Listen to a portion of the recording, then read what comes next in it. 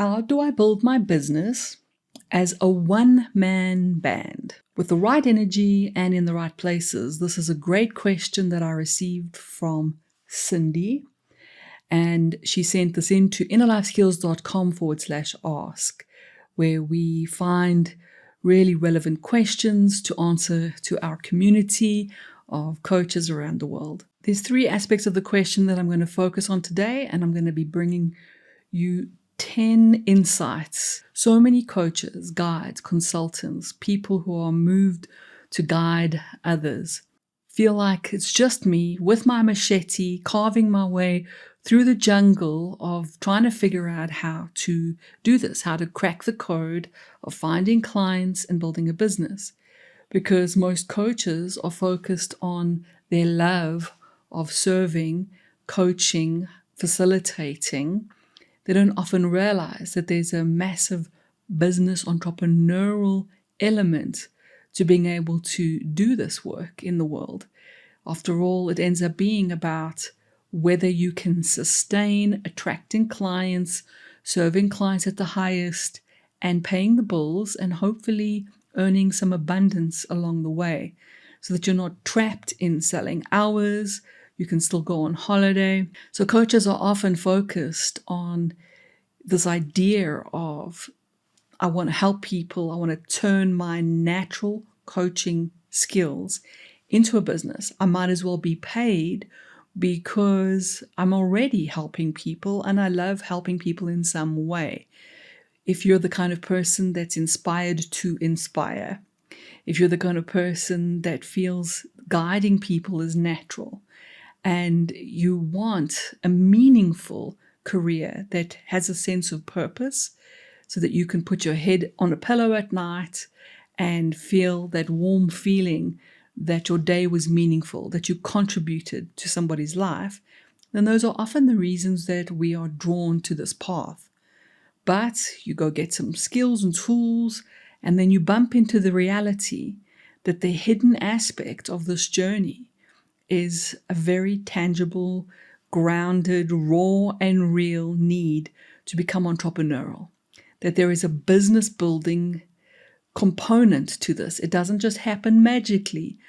The solo, feeling like I'm a one-man band. Then we look out into the world and we try to see, well, what are other people doing to crack this code? What are other people doing to build coaching businesses? And then you're overwhelmed. There's so much noise, isn't there? There's noise about pick this niche, website, social media, marketing. And the underlying theme or message that I've heard over many, many years that gets a lot of folks stuck is that you feel you're supposed to pick a niche, perfect a product at your desk, usually, like come up with a program that's going to solve people's problems in your niche, and then promote it somehow in the world. And there's a lot of people out there waiting to take your money, to sell you a funnel, to sell you a system that's meant to somehow magically make this happen. And the sad truth is that this often doesn't work.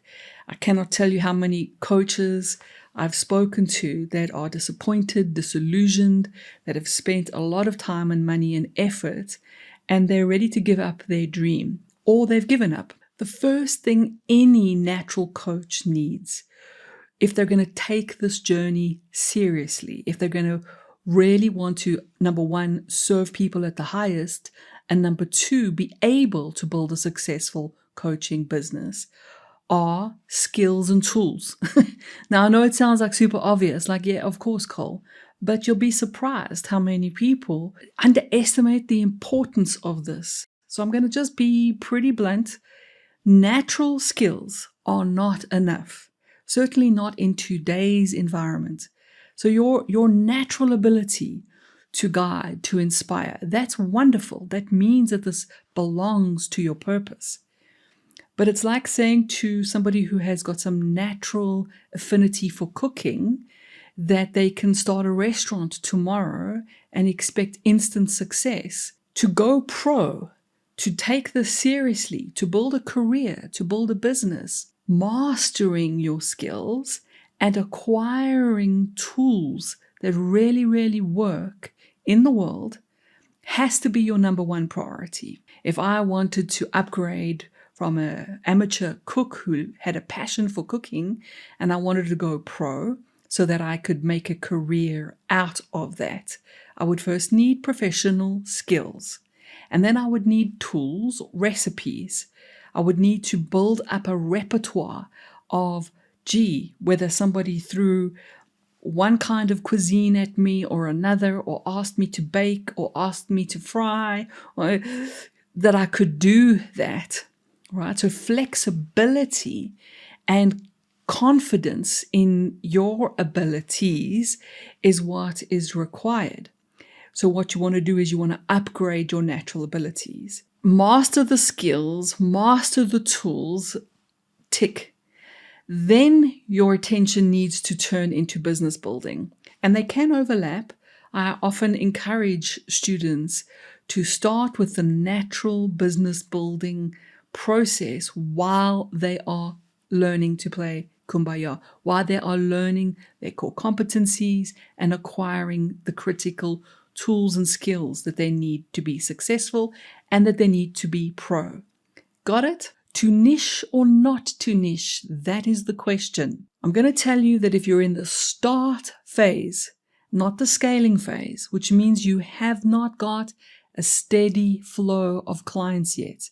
You haven't got the same kind of people saying they love what you do, telling 3 friends, and you haven't got a flow in your business yet. Then you're in the start phase. If you're still building your skills, if you're still getting certifications, if you're still upgrading your natural abilities to pro level, it's critical to stay unniched.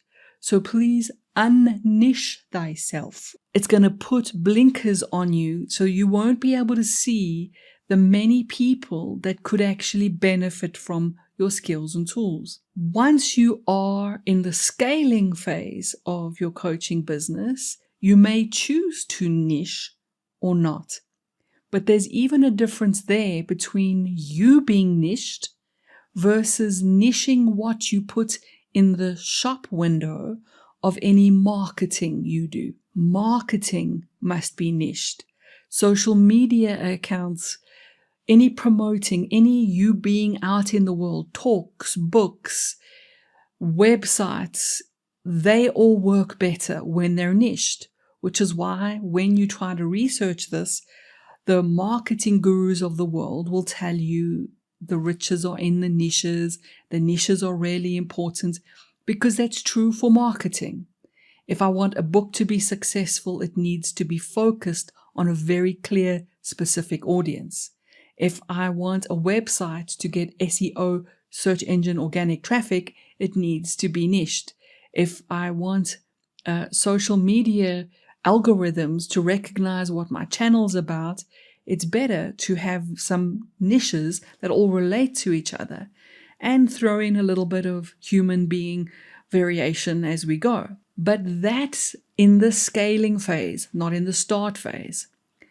When you are starting, be unniched. And even coaches who are scaling, who are now trying to crack the code of breaking out of selling hours, etc., they can still benefit from themselves remaining unniched so that they can discover new niches to build shop windows for, to create new streams of income. Does that make sense? Every coach, every facilitator, consultant, leader that I have mentored, some of which for more than 15 years, that has cracked how to have sticky conversations, what I call sticky conversations, has been able to easily find and convert their ideal clients. Now, this is a natural, organic, if you would like to say, way of doing business. And many of the coaches that I've worked with have not even needed any kind of online shop windows. Shop windows, I use that word to describe websites, social media, any digital marketing. In other words, they've not gone out there to sell, promote.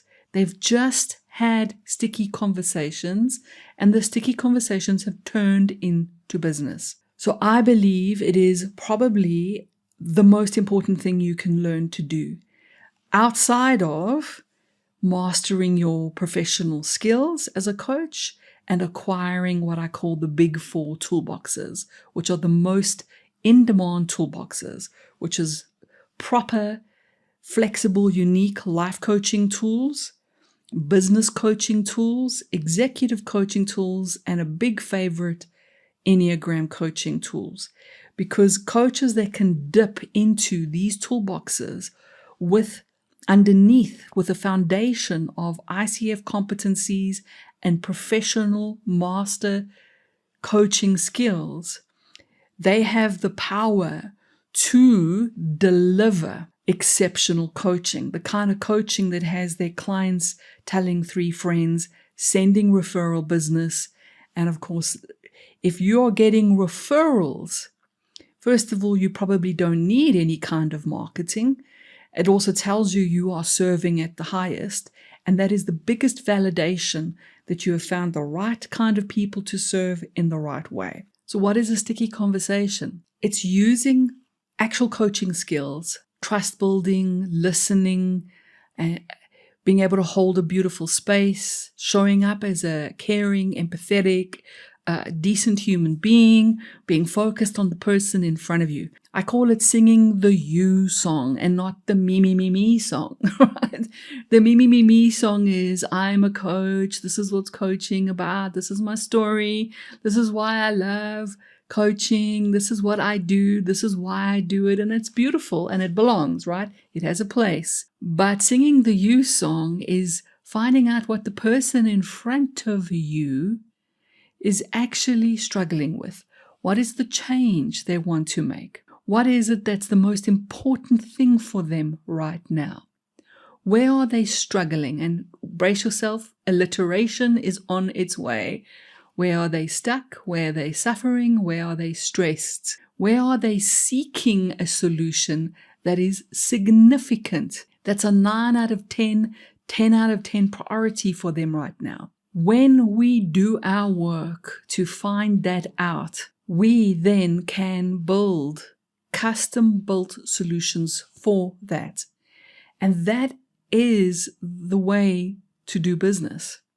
That's the way to, especially in the start phase of building a coaching practice. Now, yes, you need skills and tools. Shall I say that again? Yes, you need skills and tools. You need master level professional skills and you need toolboxes. If you have that, you can custom build. If you don't have that, you can't.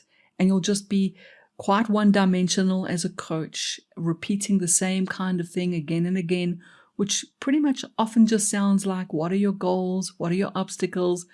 Build a plan, create actions, hold accountability, be a safe space, send the client off to go make progress, come back to you for pretty much more of the same.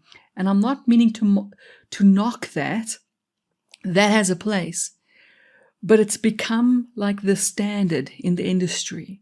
That's pretty much what every entry-level coach, especially if they're following an ICF path, etc., can do. So being able to have tools means that you have a sticky conversation and you look amongst your frameworks and your toolboxes and you Lego build a solution for the person in front of you. From one-on-one clients to corporate clients to team clients, the unbelievable surprise that I discovered in my own journey as a professional master coach was that the ability to custom build a solution for the person in front of me was the key. When I tried to arrive with a program, with an off-the-shelf product to convince someone that this is what they needed, it always felt like the wrong energy. It always felt contracted and heavy. And sometimes, even if what I was offering was a real solution for them, the very fact that I have to give it to them as it is without first listening to what they need and first having that sticky conversation, that relevant conversation where I find out where they're struggling and I join the dots between what's high priority struggle for them, changes that they want, with the solutions that I have. That was the key. If I didn't do that, it never happened. And I have been fortunate to even be able to secure 7-figure clients that have been clients for more than 10 years just because of having sticky conversations, finding out what they needed, looking amongst my tools and my master skills, and custom building. And there's another aspect to this, co-creating. So co-creating isn't saying to a client, I know exactly what you need, here it is, here's my ideas. Co-creating is saying, look, I'm not sure, I'm not 100% certain that I have something that will solve your problem, that will help you. But I think this tool that I have, or this program that's coming to mind, I think I'm on the right track to give you something that is going to serve you. I would like to discuss it more with you, find out if there's a fit, and co-create something with you. So in other words, you ask a lot of questions, you find out what the client's already tried that hasn't worked, you get a sense of where they think they should put their energy and time and money, and you custom build something for the person in front of you. Then you bring that back to them with 2 or 3 options, and you still are willing to tweak it for them. The amount of times that that has turned into a natural yes, I cannot tell you. And the second bonus or benefit of doing it this way is that if you want to serve people at the highest, if you want somebody to love your coaching so much that they send you referral business and hire you again and you become the go-to coach in their world, by custom building something exactly bespoke for them, you've got a much better shot of doing that than if you've tried to push something off a shelf or something that a product that you've created at your desk. The co-creation also doesn't stop after the sale, after the commitment, after the booking. The co-creation must continue through the journey so that as you are delivering on your coaching, you are further refining, tweaking, adjusting, because you're listening to the client and you're focusing, even in an obsessive way, with serving them at the highest. When starting and growing a coaching business, when you're at that early stage of getting your tools and skills and certifications, please, please, please intentionally start small. I'll say that again. Intentionally start small.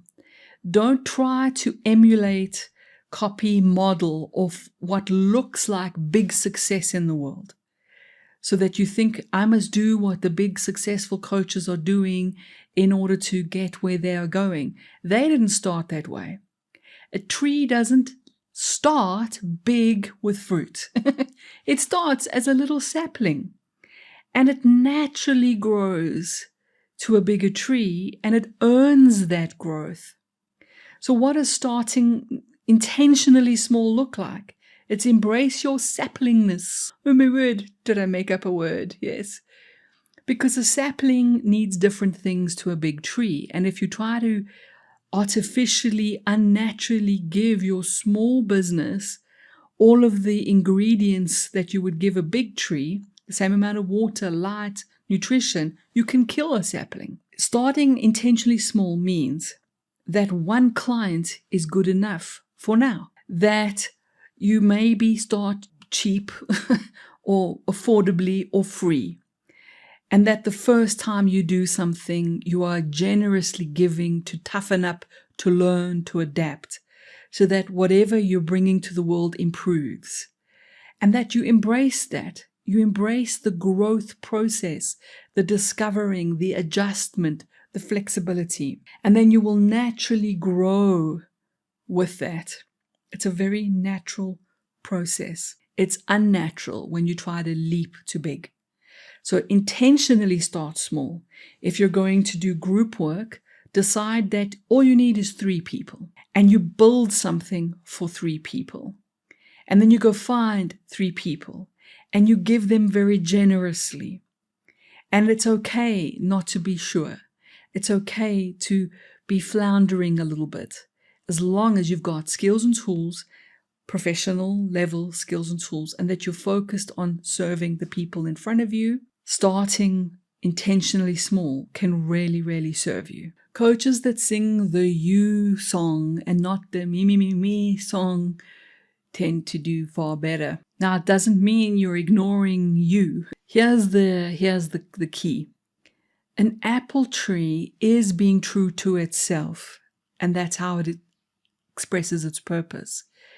An apple tree's purpose is to be an apple tree, to be true to itself. And that means it will automatically serve others. So once you align with your purpose and you liberate and you give strength to your sense of, I am a coach, I am a guide, I am somebody who's naturally in love with facilitating change and growth. And you know that's part of your DNA. It's part of how you're built. You can tick that box off, done. Now that's always going to guide you. It's always going to give you fuel. But at that point, my opinion is that it is best to transition from this is what I'm built for to now who's out there that wants quote unquote apples that needs me. And I need to sing the you song, knowing that I'm never going to make oranges, right? That's still the foundation. I'm not going to adapt to the point of compromising on my purpose, but to serve people at the highest means now I'm focused on you. I'm focused on what do you need? How do I improve what I can do in the world to express who I am in the world to really serve you at the highest? This also means that if you are looking for a solution for a particular problem, that I don't go, oh no, I can't help because that's not who I am. Sometimes I can look deeper and go, hang on, I can still bring who I am to meet that solution. It just might not be in my language. It might be in your language. So coaches often are so focused on their own descriptions of things. Like, I love helping people grow. I love helping people transform. I love helping people liberate their potential. They don't realize people are not really looking for that specifically, and it's very generic. You need to get inside the mind and the heart and the being of the people that you want to serve and the people sitting in front of you, the people you're connecting to, the people you're drawn to. And you want to imagine listening to them talk to a friend over a coffee or share a text. What is the language that they're using to describe where they want to go in their life, the change they want to see, and the struggles they're going through? Then you connect the dots to that, and you sing a you song to do that. When it's time to start selling, many coaches, myself included, what feels like a million years ago, hit the wall of, I'm allergic to selling, allergic to asking for money, allergic to that whole process of pay me, here, here's the amount, and this whole feeling of selling. Now, whether you have that problem or not, you might still like what I did for myself years ago that really switched things over. It went from closed, like the wrong energy, the wrong tight, contracted feeling, to a flow. I swapped the word sell for share and serve. I just swapped it in my mind. I swapped it in my heart. I swapped it so that when I was with someone, I'm like not selling, I'm sharing and I'm serving. And more importantly, I'm checking whether I can serve this person by sharing and listening to them and discovering together whether this is a good fit.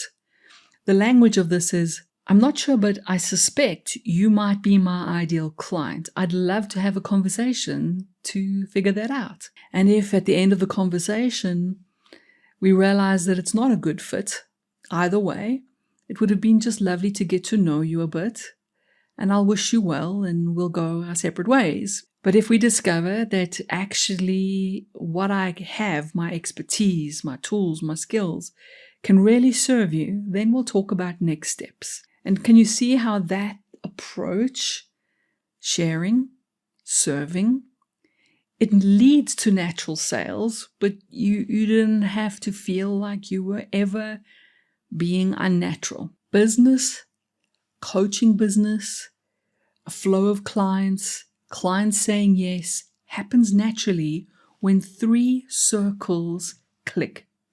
The 3 circles, and there's some alliteration here, are purpose, people, and product. Product as in service, program, whatever it is that you are offering and selling to take someone to a destination that they want, a change that they want to see, a solution to some kind of inner obstacle or outer obstacle that they're facing. So purpose, when that's missing and you only focus on people and product, something doesn't happen naturally. It's got to be forced. There's an unnatural component to it. That's like an apple tree not knowing it's an apple tree, trying to make oranges because someone else looked very successful making oranges. There's not a sense of expressing your Sanskrit word dharma, your true nature through what you're doing. So purpose, and purpose I believe is not something we do.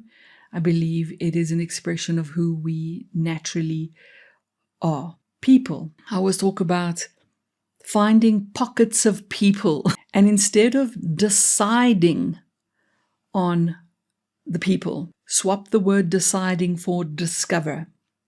We're always discovering new pockets of people to serve, new little niches. We remain unniched, so we can bump into a new pocket of people tomorrow that need us, that can benefit from what we have to offer, that are our ideal clients, that can afford us, and that will be changed in a very beautiful, positive way because of being in our world. So people, and if you haven't found the right people yet, all you do is say, I haven't found them yet. And you keep looking for different pockets of people until you have a couple, and I think having a few is good. And the right kind of people that connect to your sense of purpose, and now you custom build products for those people through co-creating with them, through conversation, through sticky conversations, by having the right skills and tools to be able to do that at a professional level. And then you are discovering products, not deciding. And you're discovering it by, oh wow, I think this might help you. Let's try it out. You do, it works.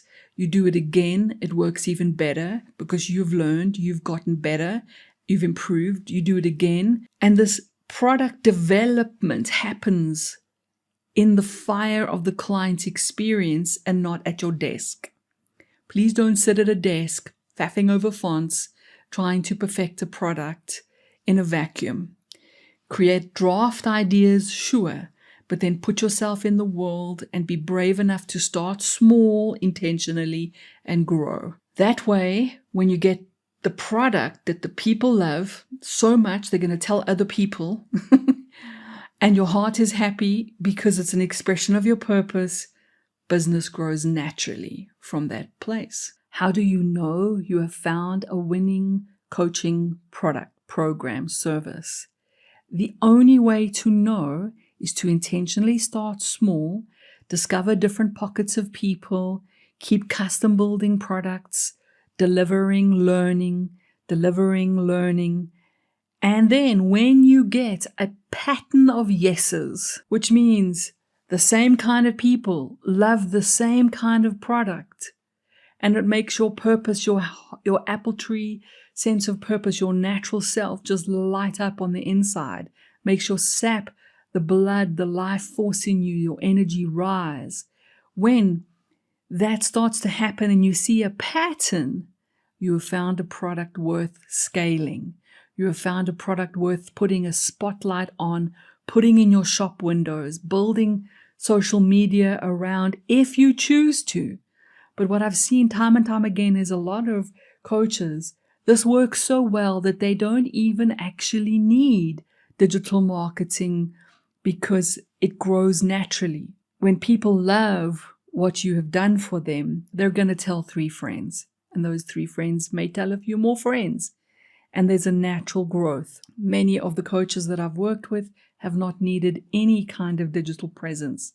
And they have clients booked 6 months, 12 months in advance because of this approach. So asking for the opinion of people, do you like this product idea? They'll be kind. They'll say, oh, that sounds wonderful. Even potential clients might say, that sounds lovely. The only way you really know is when people put money on the table. They say yes. And then the second way you know is after delivering, they tell 3 people. They tell 2 or 3 people. They tell other people about what you've done. That's a big yes. And if you think you're going to get that straight away, you'll hold yourself back or be disappointed. It's a natural growth. Little sapling takes ages to grow, takes months, weeks to grow. You need to grow into this. Find the pattern of yeses, and then it's time to scale. If you've started getting some traction, clients are calling you up, are booking, you're getting a flow, you've become a go-to master coach in your world, you're probably going to hit the next big barrier that coaches who are now in the scaling phase of their business development hit. And that is the selling hours trap. Because you realize there's only you. You realize there's only so many hours in a week, hours in a month. And every month you have to find new clients to slot into those hours. You can't go on holiday easily, or you can, but then you lose income, right? You can't get sick. You can't, the pressure can be quite great. Now, your love for coaching is going to keep you probably at that coalface doing the work. But you're likely to face that question, how do I work smarter rather than harder? It's at this point where the mindset can shift, if you choose to. The mindset can shift from a selling hours mentality, and I call it moving from bronze to silver to gold, or building a business model around 3 levels: bronze, silver, and gold. So picture an apple tree. At the top of the apple tree are just a few gold shining apples. In the middle of the tree are quite a few silver apples. And at the bottom, the low-hanging fruit, are lots and lots of little bronze apples. A bronze product is an hour. It's a small price tag, and therefore you need to have quantity. You need to sell a lot to make your cash flow work for you. A silver product is like a program. It's like a 3-month, 6-month, 12-month service, which we earn our way to with skills and tools and confidence. And then we know we can take clients on a more comprehensive journey to their destinations to make real change happen for them. It's more valuable. So the mindset from bronze to silver is, instead of what's the value of my 1 hour, now you're thinking, what is the value of the change I can facilitate over 3 months, over 6 sessions? And the value exchange changes. Now you need fewer clients, less regularly, like every few months, perhaps only 5, 10 clients, to actually create flow and cash flow and deliver more impact for your clients. At some point, if you choose to, you can even start thinking about gold. So gold are those premium products where you deliver massive value to clients that can afford that, because clients at that space lack time. They are willing to put more money on the table to make problems go away if you can do it for them. and solve their time crunch problems. Now, that kind of gold tier client doesn't want to read 24 PowerPoint presentation slides or brochures or go through a website. They want quick conversations. They make deals with handshakes. And if you are credible and trustworthy and you've proven yourself through silver and bronze products, if you've got track record, etc., and you're the real deal, then gold options become available to you to scale your business. Silver is usually the sweet spot for coaches, and it's the one I recommend that coaches focus on as quickly as possible. Can you offer all three? Absolutely. At some point in my journey, I took my bronze tier one-on-one coaching and I turned that into my social media generosity, right? And my one-on-one training and teaching and mentoring, I turned into a generous, free distribution of knowledge and support. And I have silver, I have a business model that delivers silver and gold very successfully, and they work really well together. So at the scaling phase, that's what I recommend you focus on as an option. And also to remember that technology and teams are usually the two big solutions for scaling. Either leaning into tech, systems, things to make our lives easier, but not ever compromising on quality, and teams, joint ventures, partners, collaborative communities, etc. If you'd like to submit a possible question or topic for us to think about and maybe even create a comprehensive video like the one you've just seen, visit innerlifeskills.com/ask. And I look forward to hearing from you and learning about what's important to you.